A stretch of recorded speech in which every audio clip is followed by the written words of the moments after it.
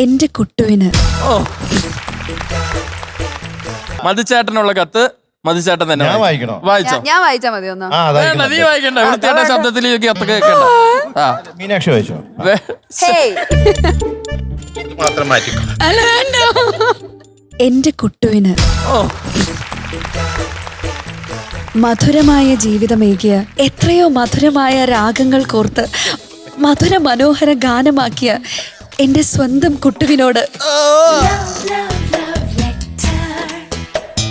എന്നുമെന്നും തീരാത്ത സ്നേഹം മാത്രം. സ്നേഹസാന്ദ്രമായ ആ ഹൃദയം അറിയാനും കരുതലോടെ ആ സമീപനം എന്നും അനുഭവിക്കാനും മന്ദാര പൂമൂളി എങ്ങു നിന്നോ വന്ന പഞ്ചവർണ്ണക്കിളി,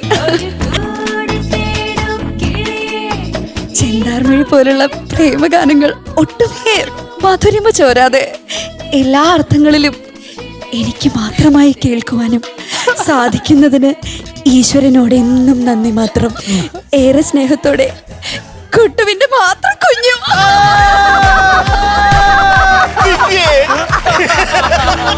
ഇനിയും എന്റെ ജീവിതത്തിൽ എന്റെ അവസാന ശ്വാസം വരെ കൂടെ ഉണ്ടാവും എന്നുള്ള പ്രതീക്ഷയിൽ